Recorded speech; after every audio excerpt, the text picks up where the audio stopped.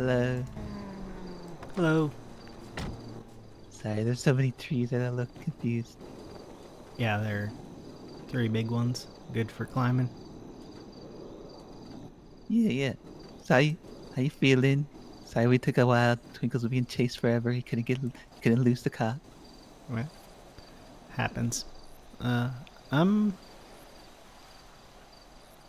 not supposed to be split currently, so not great, but not as bad as a couple nights ago, so So you're asleep right now, you're saying? sort of. I don't Okay. I don't oh, they're scared. I don't really I don't really think of it the same way as I do when I'm awake, as it were. Okay. Should we run a test? Well, no, I'm not gonna read your. I, that part's true. I won't. I mean, I can read it out loud if you want me to, but Yeah, I do. I'll send you something. all right.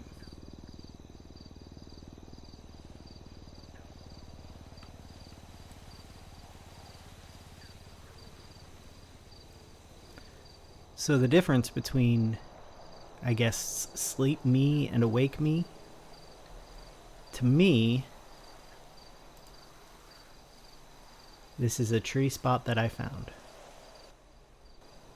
Yeah. All right. Okay. So, Aren't you supposed to word it differently? Or can you word it differently? oh, well, if you want me to now, I can. Now that I read it. Yeah. Yeah, I want you to read it Okay. differently. Uh, yeah, I found this tree. Okay. Actually, I didn't find it. Continue. My friends like to talk here. I'd been looking for a tree um, Ah, that hadn't already been claimed, and I I see. never saw this place. And then my friends called me here one day, and there are 3 of them. So, You were talking about a difference. What was the difference that you were telling me about? um, what I guess I have been calling sleep me or id. That's not. Uh, those are all terms that some therapists came up with once upon a time. This is just me with a part of me turned off and a part of me still on. And usually when you go to sleep, you turn all the parts off. You go to sleep, you get rested. Uh, Sometimes when I haven't been sleeping, I have trouble turning everything off. Also, when I am panicking for some reason, I have trouble turning everything off. So The that's the phone difference. calls. Hmm? The phone calls. Is that what's been stressing you out? The phone calls are a different thing. They're, when I sent the text to Tessa, it was a warning. It wasn't a threat. A threat has intention behind it. I don't know what I'll do. If phone calls where people don't say anything continue, and they haven't. The last time I got an unknown caller call, it was like 3 different calls, and he was talking to me, and he asked me to name him, and he kept asking me who I was, but he knew my name and my phone number, even though I wasn't in the lemon list. It was really weird. But at least it wasn't just quiet. Because Tessa's not the only person who's ever had stalkers. Right.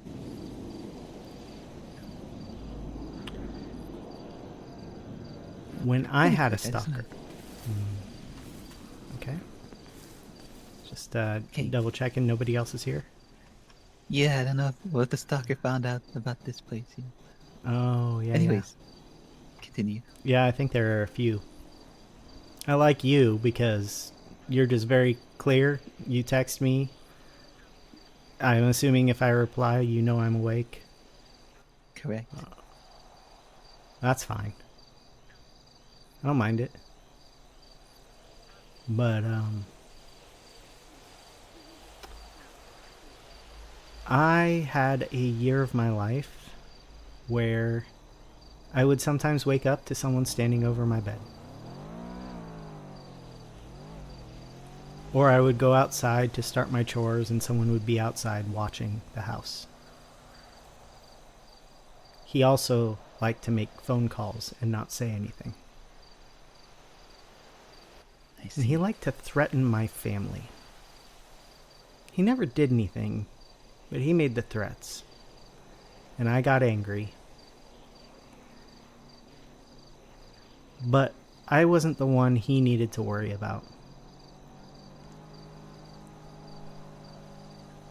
I guess I've told my therapist this, so I may as well tell you. It's not a big deal. It is a big deal, but I'm working through it. It's not a big deal to tell people. Because he's dead now. Is your My therapist? dad. What? No, you said, remember last time you said you're looking for a therapist? Yeah, it's Joanna. Oh, She's oh, the okay. one that was available that worked out. Um I was trying with Jackie, who's probably a better Yeah. therapist, but he has short, like he can only have short sessions. He got a little agitated when I mentioned Tessa, and Yeah, that's when you, also, yeah. and also, when I brought up my dad and how I killed him, he abruptly ended the session. So I didn't think maybe he was the right fit. Yeah. Now, the reason I killed my dad, my dad is the only person I've ever killed. I want to make that really clear. But there are 9 people who have died because of me, and that's because my dad.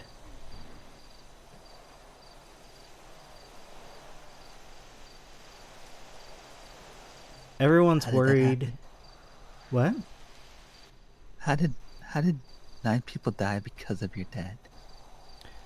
Well, maybe more. I don't know. There are 9 that I know about. One of them is him. One of the 9 people who's dead because of me is my father. So that's 8 people he killed. 3 of them were threatening me when I was 14. And I had already hurt one of them. So I think he was protecting me in a couple ways. 3 of them upset me enough that I probably would have killed them if my father hadn't. And 2 of them were my stalker and his sister. Because my father, The again, sister of she the was sister just of the there. stalker. The sister of the stalker, yeah. Okay. She was just there. She wasn't the target. And after he killed them, I looked into committing him, and I decided against it for 2 reasons. One, the hospital sucked. He would have been there forever, and they wouldn't have taken care of him well. And I know this because I'd been an inpatient in them twice in my life because of the sleep issues. The second reason, though, was because I was the one who sent him after them.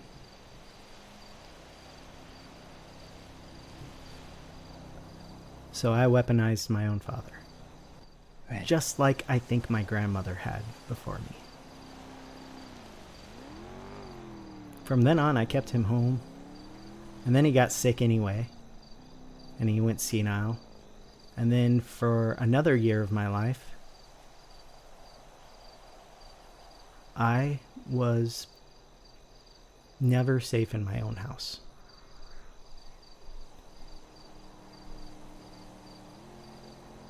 We'll keep it at that. Okay. Really quick. Well, When your dad killed these people, did you find out when it happened or later on?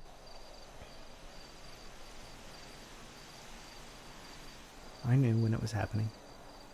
I was there for 2 of them. Well, 2 of the events. 6 of the people. How did that affect you? Well, it couldn't have been good, huh? I don't think so. I think, Joanna maybe has her hands full there. Because I'm willing, when I'm in this state, to say that my father was not a good man. But in my other state, most of what I know and have learned came from him. He was my hero. He scared me. But he also protected me from my grandma. He protected me from those hunters. He protected me from my former best friend and his friends. Well, in that case, I think he just was protecting me from being a murderer. And he protected me from my stalker.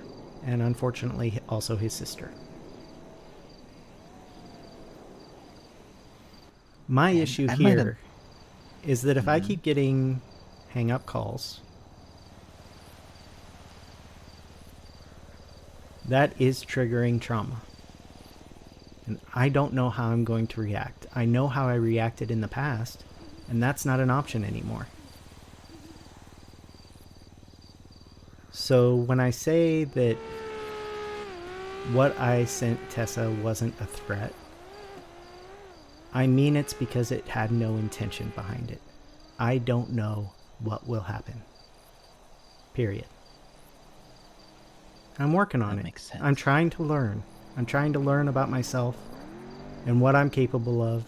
And unfortunately, I'm trying to learn that in Los Santos, where everyone gives in to their worst impulses.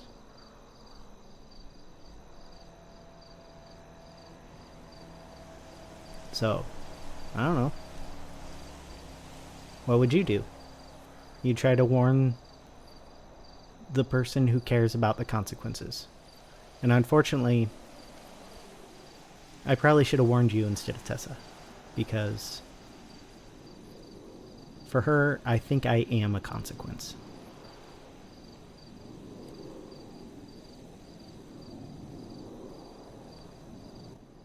Well, I will With the say threat of a that consequence, maybe. I think what really made her a bit upset, and this is kind of what she told you already, so you guys know this. The way it was relayed to her seemed more like a demand, and she's told me a couple things before where she doesn't like the way certain things are delivered to her, so she instantly goes on the Yeah. defensive. No, I get that. Because I reread some of the texts I sent her a long time ago, and I know what my intention must have been, but they don't read like my intention. Because as much as I write, I'm not a good writer. I don't communicate well. That's just how it is. I grew up reading books where everything is high drama, you know? Yeah. When I'm trying to be polite and businesslike, it's something I've never had to do except to farmers. Feed stores. Iowa Nice. And Iowa Nice is passive aggressive. Okay. So I guess that's the warning, is that I'm trying to learn what my impulses will be and whether or not I can work on those so they don't happen. But I can tell you that my impulse in the past, I've hurt 3 people in my life with some sort of intention. Like myself, physically, my own person has hurt them. That's one of the hunters. I stuck the claw end of my hammer in his eye. That had to have hurt. It's my ex-boyfriend who made a bad dedication at a club one night, and I hit him in the eye. And then there's my father, who I plugged his nose and held my hand over his mouth, and he died. And why did you kill him again? I might have forgot. It had been a year. I had been trying to keep to myself how he was acting when he was in good spirits and seemed like he was himself.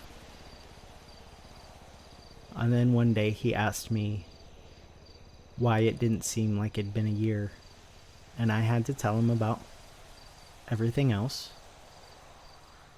And he said it was time for me to live for myself, and I should just take him out of both of our misery. And I said no. And then he asked me where my mother was. And I think because I asked him, well, I was telling him how when he was really sad and stuck in the past, he would ask where my mother was. And I would have to tell him I don't know because you never told me. And then he'd either get even sadder or he'd get angry at me. But the way he asked that last day, he knew what he was doing. He knew what he was asking. And he was doing it to try to get a rise out of me. And he did. And the only reason he did is because I knew he was acting. He wasn't a good actor. He came to Los Santos to be an actor, but he wasn't a good actor.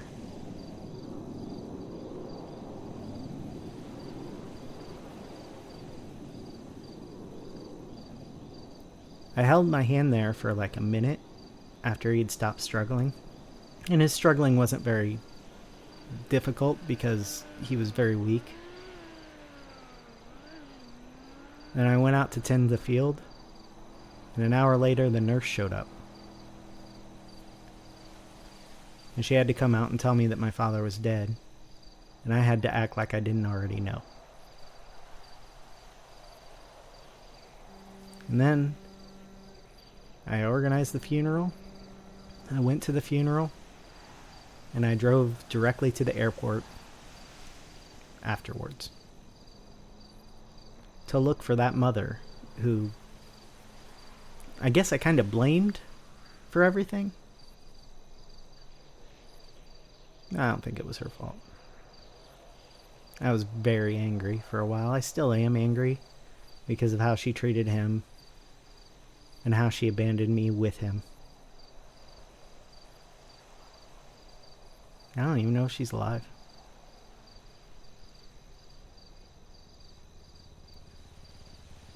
I'm really not interested in looking for her anymore.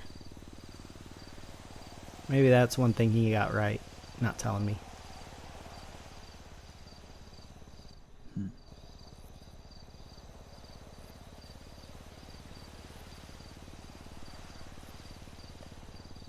So, I hope all that eases your mind a little bit.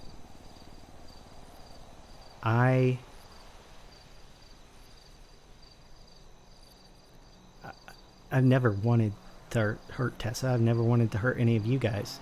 I've never wanted to hurt anyone. I don't think that's in my nature, though. When I'm awake, I'm really scared. It's in my nature.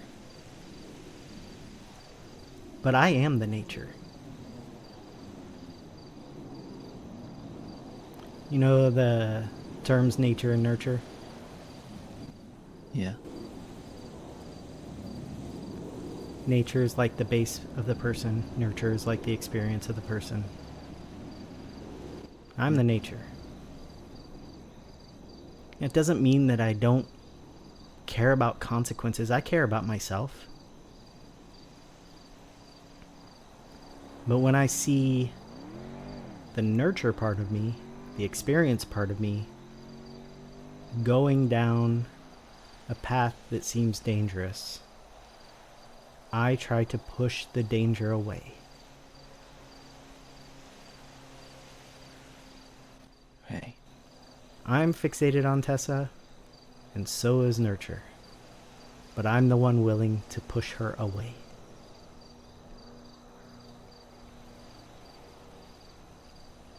Just gotta get him I get it. on the same path, you know? I hope that in the future she and I can be friends and it'll be healthy and I won't be fucking fixated. Because this is a first for me. I've never been obsessed with a person.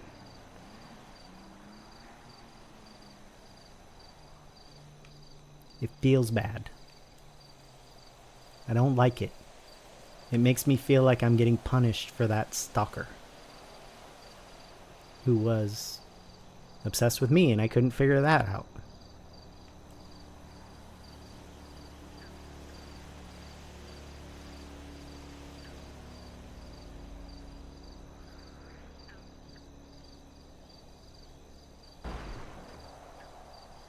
Do you have any questions?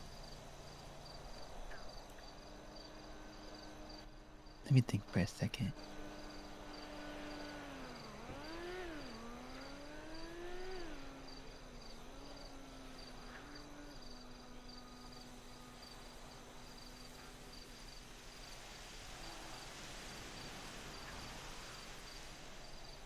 So you said you have to push the danger away, right? Well, you try to push the danger away. Yeah. And you've done that before, right? Pushing danger away? Yeah. And I just sicked my dad on the danger, didn't I? I suppose. So have you not been in any danger situations after your dad passed? Usually, the danger situations are having guns in my face, being held hostage, where the threat isn't imminent. It's there, but it's easy to talk around. You match the energy. Sometimes they're a little more aggressive, and there's actually danger. And I don't know that I always succeed. I haven't gotten shot yet. But it's just a matter of time. I'm not a smart man. I'm sure I'll make mistakes. I have.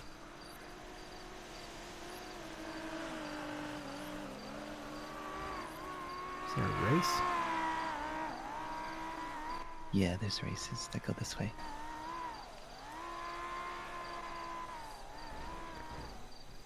Oh. The only thing...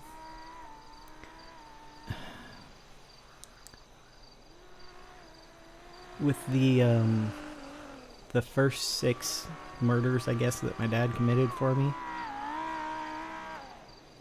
there were 3 hunters because they killed a doe that I had made friends with. That's why I got angry. That's why the hammer went into the eye. And then my former best friend and his friends, they cut off the head of the sow that was like my mother.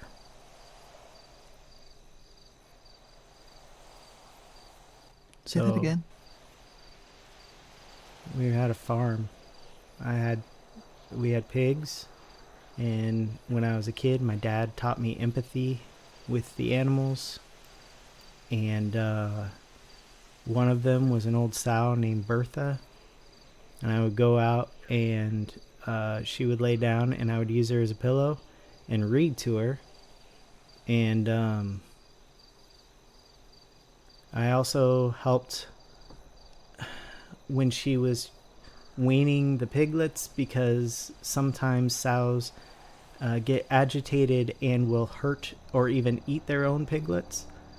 And so I would deal with her emotions, and she would deal with mine. And they decided that, well, he decided that he was going to get back at me for something I'd done 2 years later that didn't really even have an effect on him. It's just, I think he was fixated on that revenge. But I don't know for sure because he's dead. I can't ask him. All I know is that they came to the farm at night and they cut her head off. And I came out to catch them because the pigs were going nuts. Okay. And they ran. And my father chased.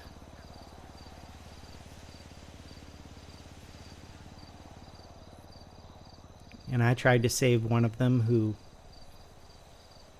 was still alive. And he was losing too much blood. I couldn't do it. And then the car caught fire because one of them was smoking in the back seat, and there were a whole bunch of like receipts and fast food wrappers and stuff back there. They just caught fire. So I had to run. So I didn't have much to clean up from that except for Bertha. Because that's the other thing that happened. After my grandmother died, I got to clean up after my father.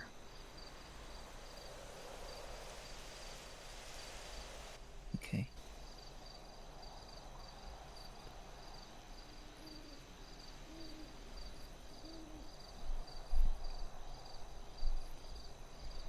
So there was the first 3 with an axe. They were hunters. It was well, not an axe, the back of a hammer, right? I used the back of a hammer. My dad used one of their muzzle loaders, one of their handguns, and his own hands. He snapped a neck. So you helped kill them. I don't know if he would have died or not. He wouldn't have had an eye.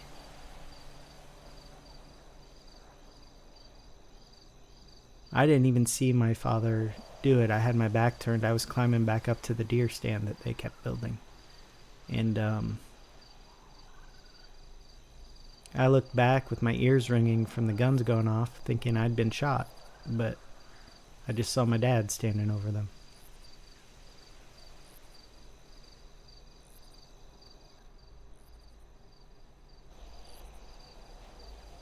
It's really weird when you see a new side of a parent that you've never seen before. Because that seemed very foreign to me. Like there was a look in his eyes I'd never seen.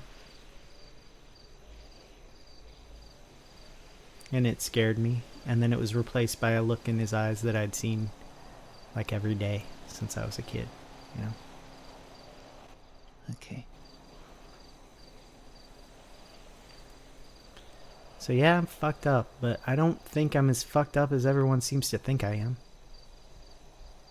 I just haven't had a chance to process everything yet. I wasn't allowed to have emotions growing up. I was... Because if I had strong emotions, I think my grandma went about it wrong. But she tried to make it so I was always fine. I never got to have strong or difficult emotions. I was always fine. And she did it a bad way. But I think she did it because if Dad sensed a strong or difficult emotion in me, it might set him off. But that's just a guess. I can't ask her either. She's also dead. She died of cancer, by the way. It wasn't me. It wasn't my dad. It was, I guess, Mother Nature. Okay, so maybe I misheard. I thought you said the only person you ever killed was your father. Yeah. The only person I ever killed. with my body was my father. What did you miss here? Who else did I Did say? you? So you didn't help your dad with the hunters in terms of murdering them? Because you said you used the back of a hammer. Yeah. Oh, do you want the whole story? Yes. I mean, I've told it so many times lately. I'll try to give you the truncated version. All right. I want the full story. Okay.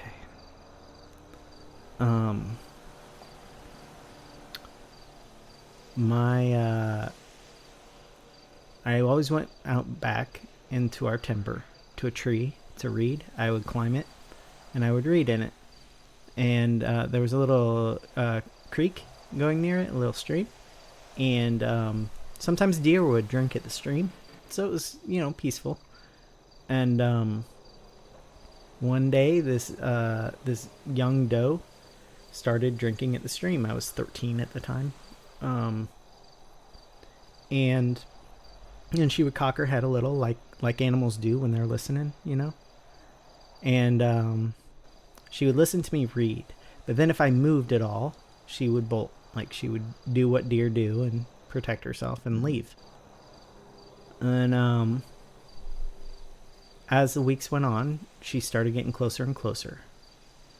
And also, as the weeks went on, something appeared in the tree. And at first I thought my grandma was building a treehouse for me. So I went to thank her, and she got angry, and she went and got a hammer and a wheelbarrow, and she went out to my tree, and she tore it down, and she said, "That's a deer stand. Hunters put that there. They did not get permission to hunt here." And then the next week I went out, and the deer stand was back. So I went and got the hammer, and I went and got the wheelbarrow, and I tore that deer stand down. And eventually that became my Monday chore. I would tear the deer stand down, and I would get up in the tree, and I would read, and the doe would show up. And the doe kept getting closer and closer until eventually it was under me while I was in the tree. Still bolting when I moved. And one week, though, I was securing the wood to the wheelbarrow, and I noticed the doe had come closer to me while I was on the ground. Not close enough for me to touch. And every week after that, the doe would come closer to me while I was on the ground. And eventually, I was leaned over the wheelbarrow, and I felt her forehead on my forehead. Just for like a split second. And she moved back. And at first I thought something was wrong with her. That's weird for a doe. But I kind of shrugged it off. I finished what I was doing, and I went up in the tree and I read to her. The very same week, on Saturday, which was not my day to go to the tree, 3:30 in the morning, there was a shot. It was a muzzleloader shot. It woke everyone up. It woke all the animals up. I thought I was asleep, and it was just like a head explosion, But just in case, I got dressed, and I went outside, and my grandma and my dad were busy dealing with the animals. And I saw the wheelbarrow, so I went and got the hammer and the wheelbarrow, and I walked out to that tree. Before I could get to the deer stand, I saw the doe.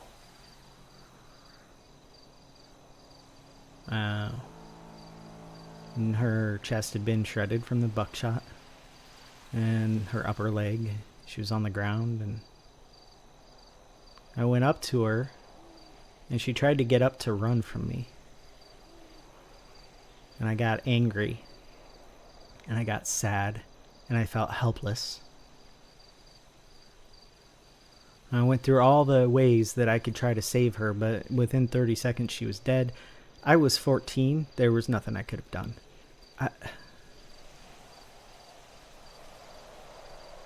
So I turned around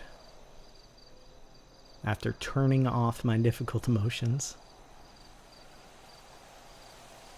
And I went and got my hammer. And I started climbing that tree. And I heard rustling behind me. And I thought, oh, it's the deer. She's still alive. But then a man who I recognized once I turned around as the father of one of my classmates, and his two buddies who I didn't recognize, asked, "You the one that's been tearing down our deer stand?" And I said, "You don't have permission to hunt here." And they said, "Well, we hunt where we want." And I got angry, and I asked which one of them shot the doe. And my classmate's dad said that doe was just practice until we find a buck. And so I swung the hammer. And I pulled it back out of his eye, and I climbed up the tree house to the treehouse, to the deer stand, you know. And while I was climbing, I heard another muzzleloader shot. I heard a handgun shot. I heard the neck crack of one of them, and I thought I had probably been shot, but I hadn't. And I turned around, my ears ringing, and I saw my dad standing there. And then I saw my grandma up here, and she told him to strip down and go get a shower. And she looked at me and she said, "Tad." She called me Tad. She usually called me Junior, so it was weird that she called me Tad. "Tad, you're asleep. Go to bed." And so I pretended like I was asleep, and I went to bed, and I ignored the blood on my hands. So I sort of helped my father kill them, but I didn't know he was going to kill them. Does that make sense? It was a father and son, right? Well, it was one of my classmates' fathers and his two friends. And What happened to the other one? With the other, my dad. One of them got hit with the hammer. Other one got shot. The one that got hit with the hammer also got his neck broken. Right. One of them got shot point blank with a muzzle loader. And one of them got shot while he was running away by a handgun. Understood. So all three. And from when you first met this doe to where the hammer situation all happened, how much time passed? Been about a year. She was full grown by the time she died. I see.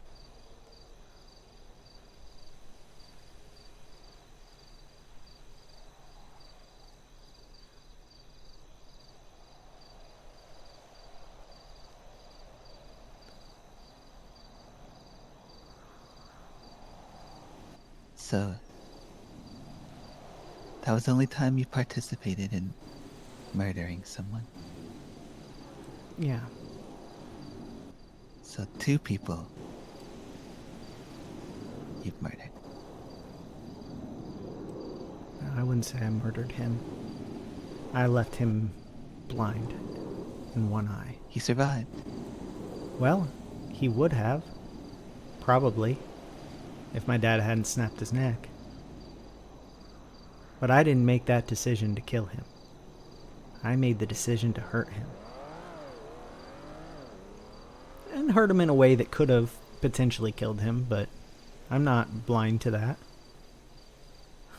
I didn't mean to say blind. Right. Okay.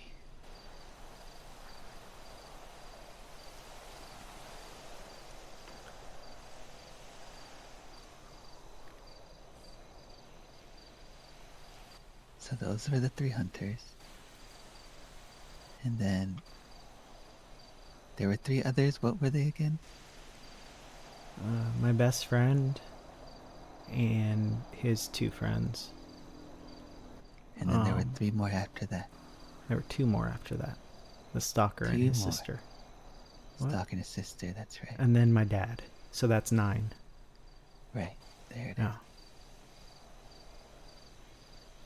And the pig situation was your best friend in the 2? Yeah. Got it. Yeah. And one of those 2 was the brother of my boyfriend. So I see. that was a fun funeral. And what happened to your boyfriend? My boyfriend? Well, we broke up. I eventually punched him in the eye because he dedicated a song about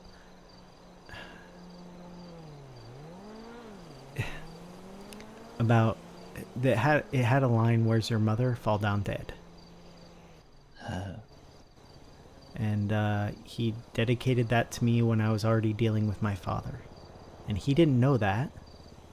He was picking at the fact that I didn't know anything about my mother. He was trying to hurt me. The song's kind of about, like, an unhealthy sort of desire or lust or something, but it has those 2 lines in it, and I hurt. So I just punched him in the eye. It's kind of like normal, the normal way people react with violence, you know? He was fine afterwards. He had a shiner.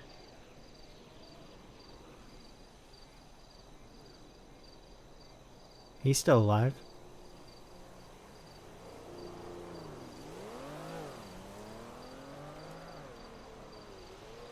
And how long ago? How long were you guys together? We were together for 2 years in high school, and he never got over it. You ever been with anyone since then? Occasionally. Nothing serious. I've had 2 serious relationships, that boyfriend, and when I was in junior high, I had a girlfriend. But I could never give them what they wanted. Because one of the things about not feeling difficult emotions, love is a difficult emotion.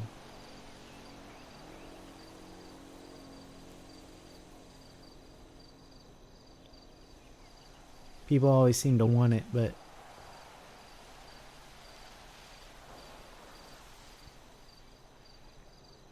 it's hard to process.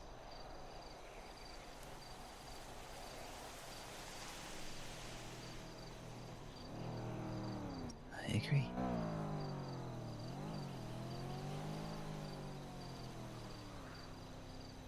Okay.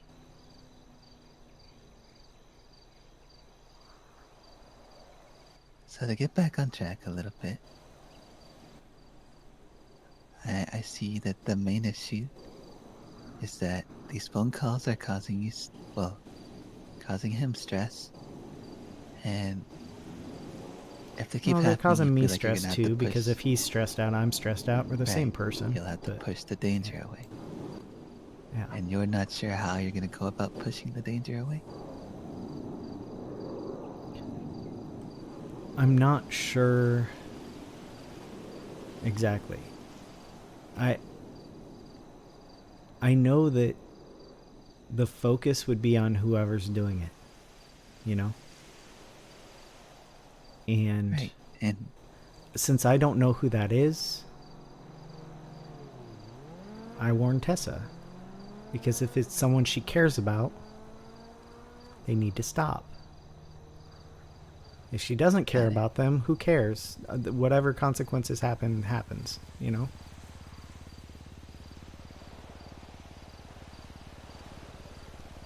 so based on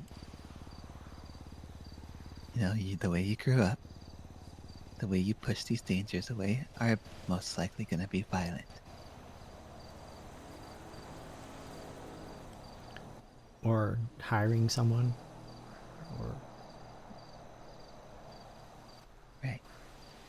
But you're gonna try and get them gone, if you will. I'm going to try to eliminate what is causing the stress, what is causing the threat, what is Correct. making me turn parts of myself off. Okay. And just for a little more clarification, when Tad is awake, he has a bit of an accent when he speaks. Yeah. When he's asleep, it's not that way. No. Are you saying you're in between that? It probably occasionally slips in when asleep, because I've been talking with it so long. But I don't feel the need to hide behind the veneer of charm. And that's all that accent is. My grandma had it. I thought it was cool. I took it up. And the people at school liked it, and it eventually just became natural. Right. But I don't need that. Okay. So,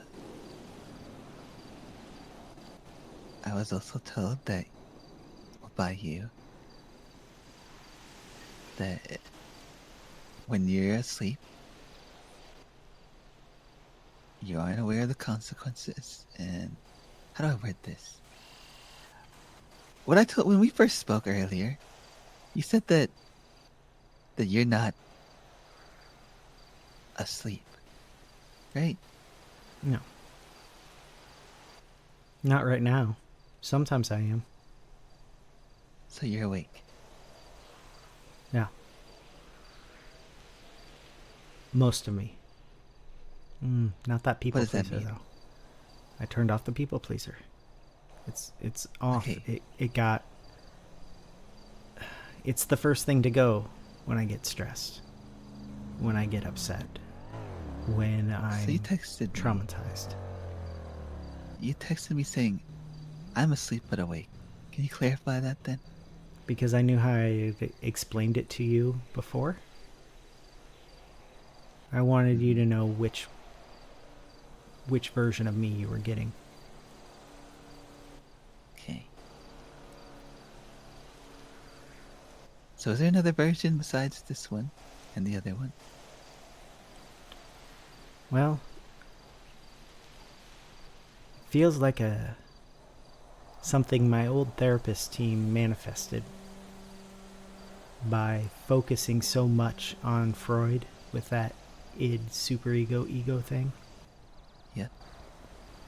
When I was texting Tessa, all those texts, when it got bad, my mental breakdown got bad, that ego part wasn't there. It was all, everything was between the id and the superego, as they say. It was all my base instincts versus my people pleaser. And both of them were trying to fix things. And I didn't feel like I had a choice. So, in that case, I guess if we're thinking about it that old-fashioned Freudian way, turned off my ego. Usually I turn off my superego, but I turned off my ego. He got superpowers.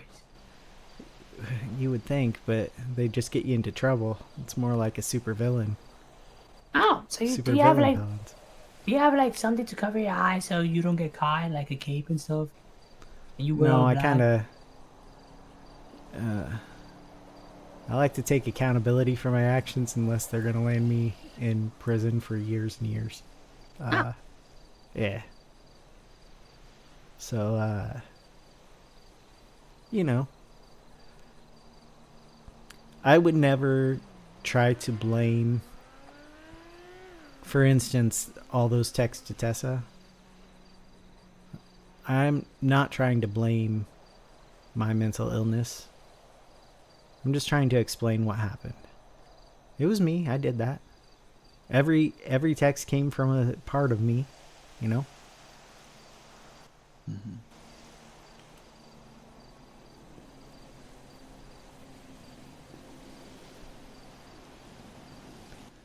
Okay.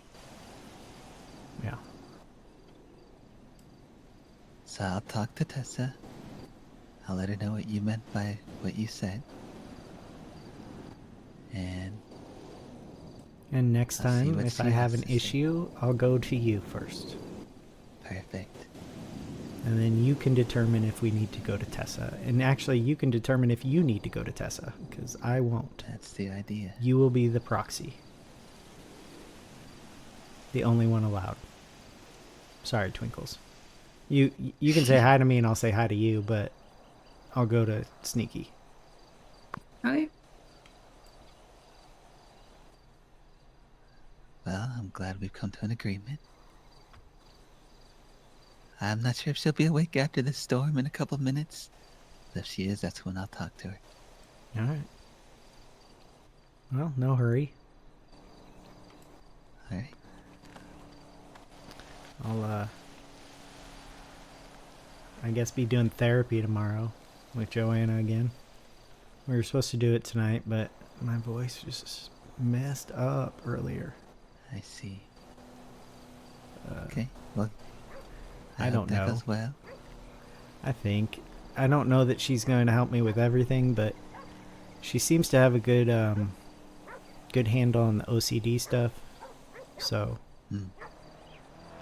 we'll see. Right. Well, I hope she's the right selection. Well, I don't know her too well, but I don't think I have a choice. My other two Okay, choices are Jackie, who doesn't work for me, and Buttons, who doesn't work for anyone. exactly. So. Alright. All right. See You guys have a around. good night.